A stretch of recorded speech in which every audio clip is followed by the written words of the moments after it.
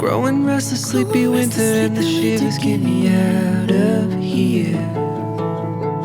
I heard singing, must be dreaming, way I'm feeling, how could this be real? It's like you came into my life. Napuntahan niyo na ba ang southernmost inhabited part of Ireland with approximately 100 residents lang ang nakatira? Known for its dramatic cliffs and home to the only bird observatory dito sa Republic of Ireland. For today's video, isasama ko kayo sa isa sa pinakamagandang puntahan dito sa Ireland during summertime, kung saan hindi nyo kailangang gumastos para makapag-unwind. Walang masyadong crowd, and I'm 100% sure na pagkatapos nyong bisitahin ng lugar na to is you will feel fully recharged.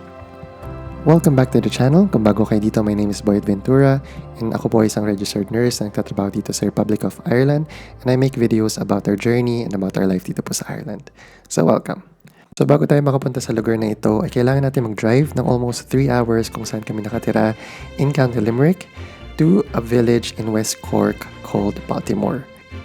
So from Baltimore, kailangan nyo sumakay ng ferry papunta sa island. Muntik na kaming maiwan ng ferry kasi nga hindi kami makahanap ng parking spot, but thank God may isang bakante.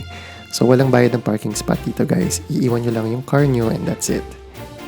So itong pupuntahan natin ay dog friendly, so it's an amazing place to spend time with your pets. So sa mga may fur babies dyan, I'm sure may enjoy nyo to.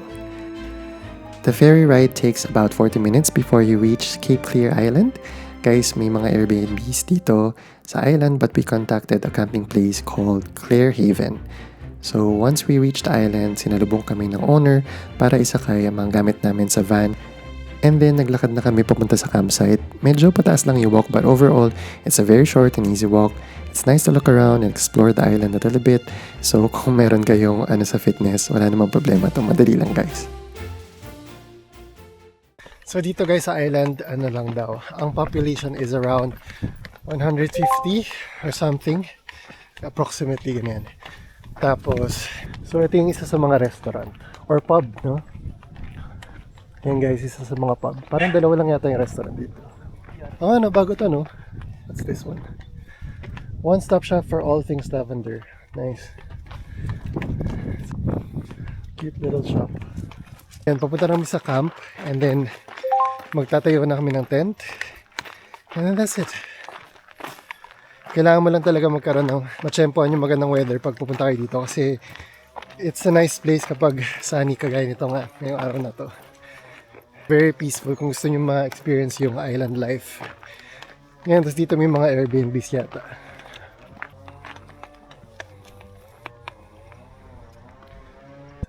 Ayan, dito sa island meron silang Cape Clear Health Center. Very small lang naman.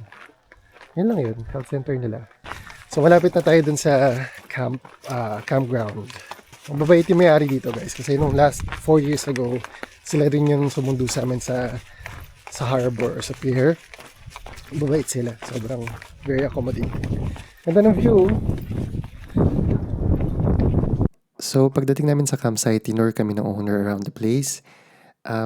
To give you a context, nanggaling na kami dito 4 years ago. Kaya familiar na kami sa place and we were really excited to come back this time kasama ang dog namin na si Charlie. This is Nemo. Nemo. And It's okay, Charlie. Hey, Charlie. see where that bench is? yeah. Yeah. Well, camp beside that, you'll have a bench. Oh yeah, that's good. How's that? Now listen, I'll be cutting grass, so it'll be a bit noisy for a half an hour, but just ignore That's me, fine. okay? No Go and problem. enjoy, lads. Thank you very much. Very, very well. Dito nga pala sa Clare Haven guys, meron kayong mga choices kung saan nyo gusto magstay. Meron sila mga Mongolian yurts for glamping, meron din naman mga bell tents, and also pwede kayong mag-camping like what we're doing. Maganda din pala kasi yung feeling na nagtatayo kayo ng tent plus the fact na sobrang affordable ng tent pitch. At the end of this video, i-breakdown ko lahat ng nagastos namin for this weekend trip para naman if ever gusto nyong gawin ay magkaroon kayo ng idea kung magkano ang pwede nyong gastusin. Kaya pala guys, dito ko lang sa Ireland na experience ang mag-camping.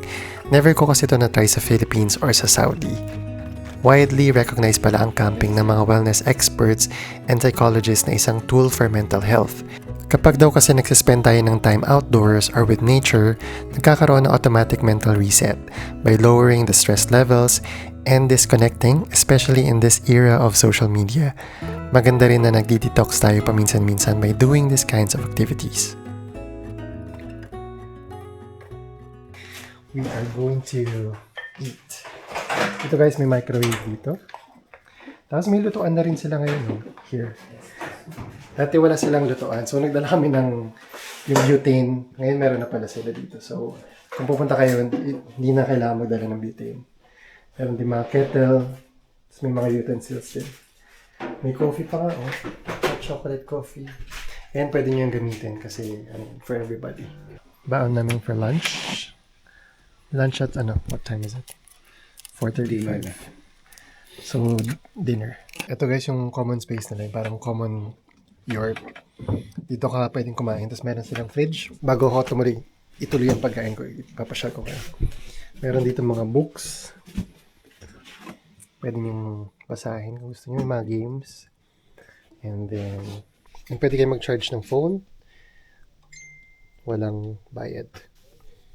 Meron lang please put 50 cents in the honesty box. Take change if needed for phone charging. So yeah, meron.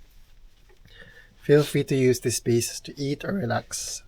Put games back in their box. And then dito yung perishable food and drink only. No alcohol or non-perishable food to be kept. Label the food. So, ililabel nyo lang siya guys. Charlie, not there. So yan. May mga pangalan. Robert. Ayun pala sa amin. So, that's it. Kain muna kami. Charlie, come here.